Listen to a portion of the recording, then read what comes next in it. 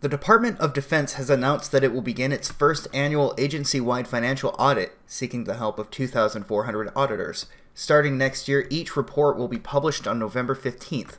The Department of Defense is estimated to hold $2.4 trillion in assets, conducting between 15 to 20 million transactions a year for contracting. From the statement from the Department of Defense, with consistent feedback from auditors, we can focus on improving the processes of our day-to-day work. And this was the Comptroller for the Homeland Security Department, David Norquist.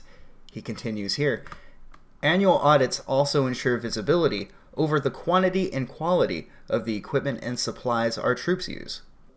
The Department of Defense Office of the Inspector General hired independent public accounting firms to conduct audits of individual components, the Army, Navy, Air Force, agencies, activities, and more, as well as a department-wide consolidated audit to summarize all results and conclusions.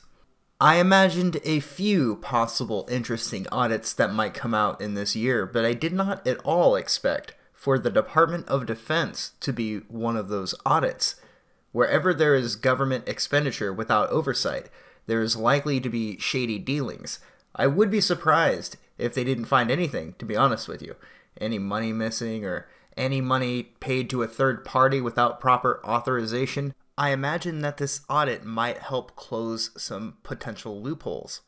Transparency is always a good thing, and I think this is a sign of good faith from the government. It will take a lot more, but this is a good place to start. Considering how much of our taxes go towards the Department of Defense, I think it will put many minds at ease, knowing that there is now more accountability for those in charge. At the very least, it will become more tricky for the experts to fudge the numbers.